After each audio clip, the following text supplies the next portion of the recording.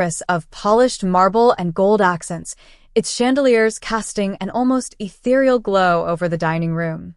It was the crown jewel of my family's empire, a place where power brokers whispered deals over $500 bottles of wine, and where every server moved with the precision of a dancer. But tonight, I wasn't the heiress everyone knew me as. Tonight, I was just another face in the crowd of waitstaff, dressed in a crisp black uniform that smelled faintly of starch and ambition. I adjusted my name tag, Lila, and took a deep breath before stepping through the swinging kitchen doors. The heat hit me like a wall, the clatter of pans and shouted orders creating a symphony of controlled chaos. My heart pounded as I caught the eye of Marco, the head chef, who gave me a curt nod. He didn't know I was his boss's daughter. To him, I was just another rookie trying to prove herself. That thought sent a thrill through me, but it also tightened my chest. What if I messed up? What if someone found out?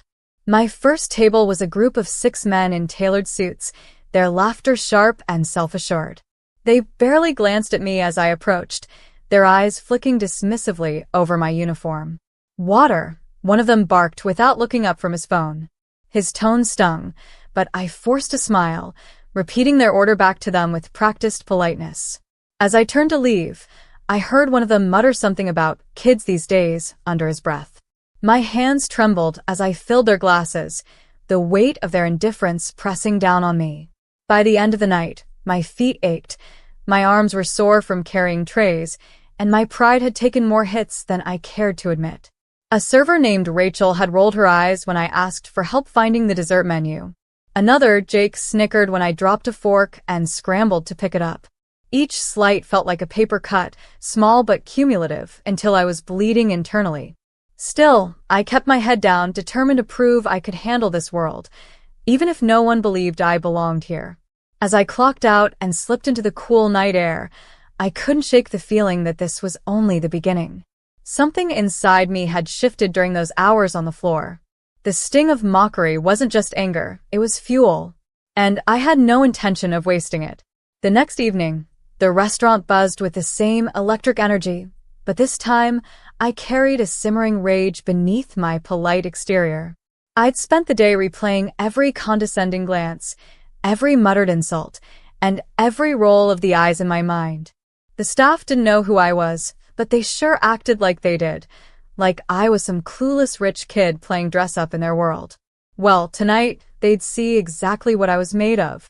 It started with a simple mistake. I was balancing a tray of cocktails when one of the glasses tipped precariously close to the edge. Before I could correct it, Jake, the same guy who'd laughed at me last night, reached over and deliberately nudged the tray. The glass toppled, shattering on the floor with a deafening crash. Gasps rippled through the nearby tables as patrons turned to stare. "What are you even doing here?"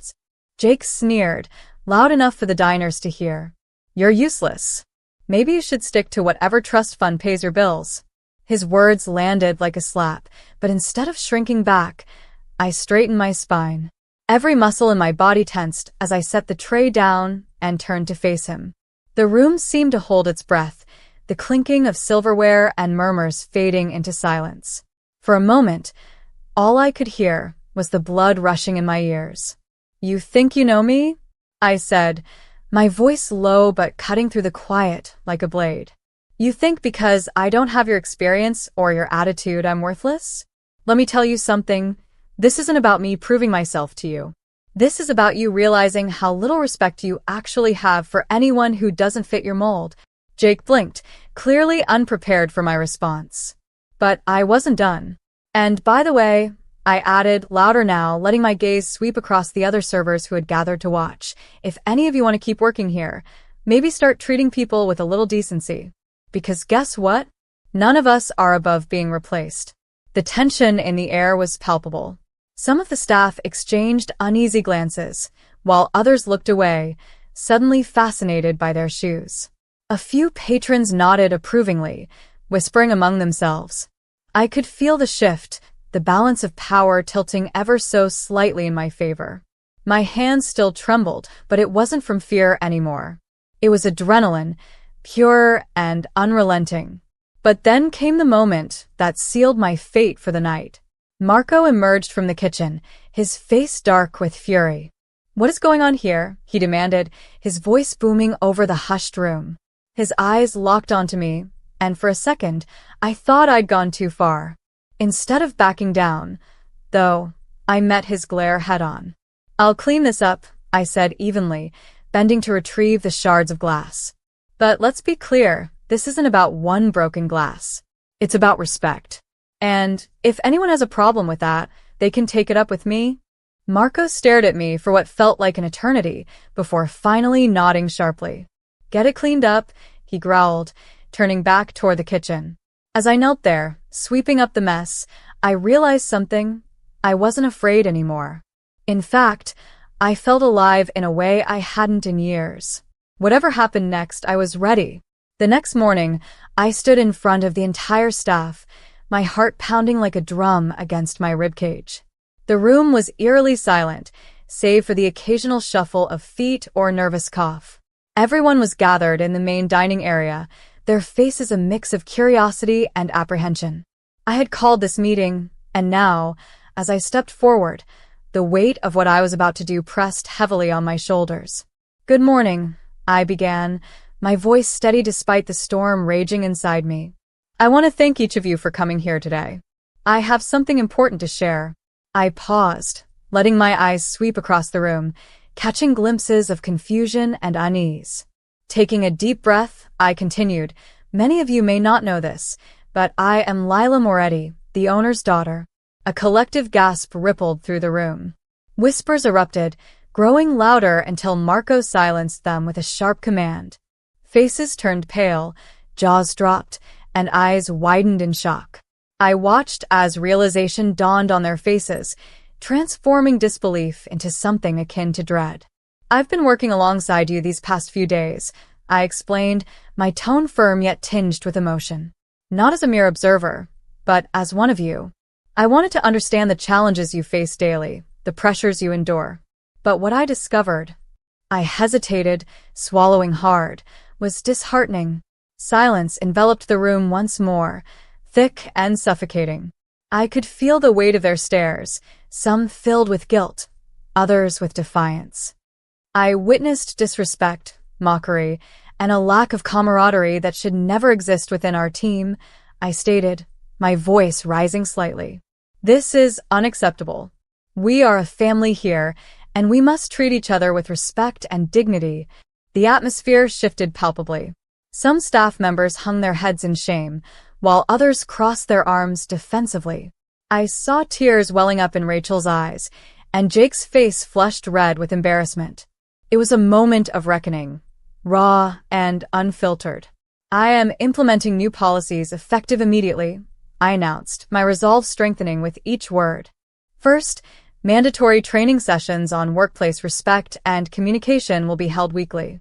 Second, any form of harassment or bullying will result in immediate disciplinary action, including termination if necessary." A murmur of dissent arose, but I raised my hand, silencing them. "These changes are non-negotiable. Our reputation depends not only on the quality of food we serve, but also on the environment we foster. If we cannot support each other, how can we expect to serve our guests with excellence?" As I concluded, the room remained silent, the gravity of my words sinking in. I felt a strange mixture of relief and trepidation. Relief that I had finally spoken my truth, and trepidation about the road ahead. Yet, amidst the uncertainty, there was a glimmer of hope, a chance to rebuild, to transform this fractured team into a cohesive unit. The days following my announcement were a whirlwind of emotions and reactions. The restaurant buzzed with a tense energy, a stark contrast to its usual refined ambience. Some staff members avoided my gaze, their guilt evident in their hurried steps and muted conversations. Others, however, approached me with hesitant apologies, their voices trembling with sincerity. It was a delicate dance of redemption and resistance, each interaction a step towards healing or further division. One afternoon, as I reviewed the new policy documents in my office, a soft knock interrupted my thoughts. Opening the door, I found Rachel standing there, her eyes red-rimmed and her hands nervously twisting the hem of her uniform. "Lila," she began, her voice barely above a whisper. I wanted to say I'm sorry. For everything." Her vulnerability struck a chord within me. "Thank you, Rachel," I replied gently, inviting her in. We talked for hours, peeling back layers of misunderstanding and resentment. It was a pivotal moment, not just for her but for me too. It reinforced my belief in the power of dialogue and empathy. However, not all encounters were as constructive. Jake remained defiant, his pride wounded, and his skepticism palpable. During a particularly heated staff meeting, he challenged the new policies, arguing they stifled individuality and creativity. "We're professionals, not robots," he exclaimed, his voice echoing through the room. The tension was palpable, but instead of retreating, I engaged him in a spirited debate, highlighting the importance of mutual respect in fostering true creativity. Amidst these personal battles, the restaurant itself underwent a transformation. The mandatory training sessions, initially met with groans and eye rolls, gradually became platforms for genuine exchange. Staff members shared stories of their struggles and triumphs, forging unexpected bonds. The atmosphere lightened, laughter replacing the previous tension, and cooperation began to overshadow competition. Customer feedback reflected this change. Reviews praised not only the exquisite cuisine but also the warm, attentive service. Patrons noticed the difference, commenting on the renewed energy and professionalism of the staff. It was a testament to the ripple effect of positive change, validating my decision to confront the issues head-on. Yet, the journey was far from over. Each day brought new challenges and opportunities for growth. I learned to navigate the complexities of leadership, balancing authority with compassion. The experience reshaped my understanding of power and responsibility, teaching me that true strength lies in lifting others up rather than tearing them down. In those moments of reflection, I realized that the restaurant was more than just a business. It was a microcosm of society, a place where diverse individuals converged, clashed, and ultimately coexisted. And in steering it through turbulent waters, I found a deeper sense of purpose and fulfillment. The scars of conflict would fade, but the lessons learned would endure, etched into the very fabric of our shared narrative. As weeks turned into months, the restaurant transformed into a beacon of unity and excellence. The initial resistance melted away, replaced by a newfound camaraderie among the staff. The training sessions evolved from obligatory meetings into vibrant discussions, where ideas flowed freely and respect became the cornerstone of every interaction. I watched as friendships blossomed and collaborations flourished, each success reinforcing the culture of mutual support we had worked so hard to cultivate. For me, this journey was more than just a lesson in leadership. It was a profound personal awakening. Stepping into the shoes of my staff had stripped away the illusions of privilege and entitlement, revealing the raw, unvarnished reality of their daily struggles. It taught me humility and empathy, qualities that reshaped my approach to both business and life. I learned that true power lies not in authority, but in the ability to inspire and uplift those around you. The impact extended beyond the confines of the restaurant. Customers noticed the change, not just in the impeccable service, but in the palpable warmth that greeted them at every turn. Word spread, drawing in new patrons eager to experience the unique blend of luxury and authenticity we offered. Our reputation soared, not merely as a culinary destination, but as a sanctuary of human connection and shared values. Looking back, I realized that the most significant victories were often the quietest ones. Watching a once dismissive server mentor a new recruit, seeing a team rally together to exceed a challenging target, or simply sharing a laugh over a perfectly executed dish, these moments defined our success. They reminded me that behind every policy and procedure, the heart of our operation beats strongest when fueled by genuine care and respect. In the end, the restaurant became more than just a legacy of wealth and prestige. It became a testament to the transformative power of empathy and integrity. And as I stood amidst the bustling energy of the dining room, surrounded by a team that had grown into a family, I knew that this was only the beginning of a much larger journey, one driven by the enduring belief that respect and kindness are the true foundations of greatness. As the months rolled on, the changes within the restaurant began to ripple outward, touching lives far beyond the staff and patrons who walked through our doors. What had started as a personal experiment in empathy and leadership evolved into something much bigger, a movement that challenged not only how we operated internally, but also how we connected with the world around us. One evening, after a particularly busy dinner service, I found myself sitting at a corner table with Marco. The kitchen was quiet now, the clatter of pans replaced by the soft hum of cleanup. He leaned back in his chair, arms crossed, studying me with an intensity one hadn't seen before. "You've changed things here," he said finally, his voice low but thoughtful. "Not just for us, for everyone." I tilted my head, curious. "What do you mean?" He gestured vaguely toward the dining room. "It's not just about the new policies or the training sessions. It's the way people talk about this place now. Other chefs, servers from other restaurants, they're watching what we're doing. Some of them are even trying to copy it." His words caught me off guard. I'd known the changes were making waves, but I hadn't realized they'd reached so far. "Do you think it'll stick?" I asked quietly, unsure if I wanted to hear the answer. Marco shrugged, a rare smile tugging at the corners of his mouth. "That depends on you. On all of us. But one thing's for sure, you've set a standard. People expect more now. From themselves, from each other. And once you raise the bar like that, there's no going back." His confidence buoyed me, but it also added weight to my shoulders. This wasn't just about running a successful business anymore. It was about setting an example, a blueprint for others to follow. The responsibility felt immense, but strangely exhilarating.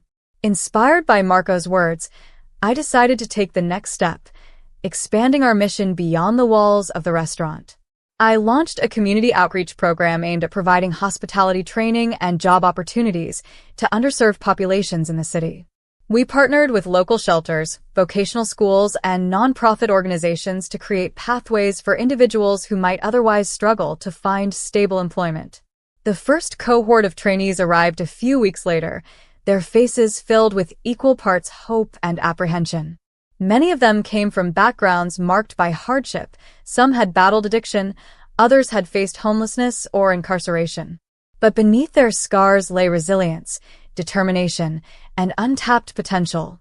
On their first day, I gathered them in the dining room, the same space where I'd confronted the staff months earlier. As I stood before them, I felt a surge of emotion, not pity, but admiration. These were fighters, survivors, and I was honored to play a role in their journey. "This isn't charity," I told them firmly, meeting each pair of eyes. "This is opportunity. You'll work hard, learn skills, and earn your place here. But most importantly, you'll be treated with the respect and dignity you deserve. Because that's what everyone deserves." The program quickly became a cornerstone of the restaurant's identity. Guests loved hearing the stories of the trainees, many of whom went on to secure full-time positions not just with us, but at other establishments across the city. Word spread, and soon we were fielding requests from businesses eager to replicate our model. It was humbling and overwhelming, but it reinforced my belief that meaningful change was possible when compassion met action. Despite the external successes, the journey forced me to confront some uncomfortable truths about myself. In striving to transform the restaurant, I had inadvertently begun to transform too. The girl who once hid behind her family name, content to let others handle the gritty details of the business, no longer existed. In her place stood someone stronger, wiser, and infinitely more aware of her own vulnerabilities. There were moments when doubt crept in, whispering insidious questions. Was I doing enough? Could I truly lead with both authority and heart? One particularly grueling week, after a string of long hours and sleepless nights, I found myself staring into the mirror of my office bathroom. My reflection looked tired, almost unrecognizable. For a moment, I wondered if I'd bitten off more than I could chew. But then I remembered Rachel's tearful apology, Jake's begrudging respect, and the pride in Marco's eyes when he spoke of the restaurant's growing reputation. I thought of the trainees' smiles as they mastered new skills and the letters of gratitude we received from families whose lives had been touched by our program. These weren't just milestones. They were reminders of why I'd started this journey in the first place. Taking a deep breath, I straightened my posture and met my own gaze. "You're doing this because it matters," I whispered to myself. "Because it's right." And for the first time in what felt like forever, I believed it. As the years passed, the restaurant became synonymous with innovation, inclusivity, and excellence. Critics hailed it as a pioneer in redefining luxury dining, while industry insiders praised its commitment to social responsibility. Awards lined the walls of my office, but none meant as much to me as the handwritten notes from former trainees who had gone on to build fulfilling careers, or the hugs from staff members who credited the restaurant with changing their lives. Yet, perhaps the greatest reward was knowing that I had stayed true to myself. I hadn't just inherited a legacy, I had shaped one. The lessons I'd learned along the way, the value of humility, the power of empathy, and the importance of standing up for what's right, had become ingrained in my very being. They guided every decision I made, both professionally and personally. One evening, as I locked up the restaurant after a particularly memorable service, I paused to look out over the empty dining room. The chandeliers cast soft pools of light onto pristine white tablecloths, and the faint scent of fresh herbs lingered in the air. It was peaceful, serene, a stark contrast to the chaos of the past few years. For a moment, I allowed myself to imagine what the future might hold. Would the restaurant continue to thrive under new leadership someday? Would the values we'd instilled endure long after I was gone? The questions didn't scare me anymore. Instead, they filled me with a quiet sense of satisfaction. Turning off the lights, I stepped into the cool night air, the city's skyline glowing in the distance. Somewhere out there, another young person was dreaming of a better life. Another leader was grappling with the weight of responsibility. Another story was waiting to unfold. And though I couldn't predict what lay ahead, I knew one thing for certain. Change begins with a single step.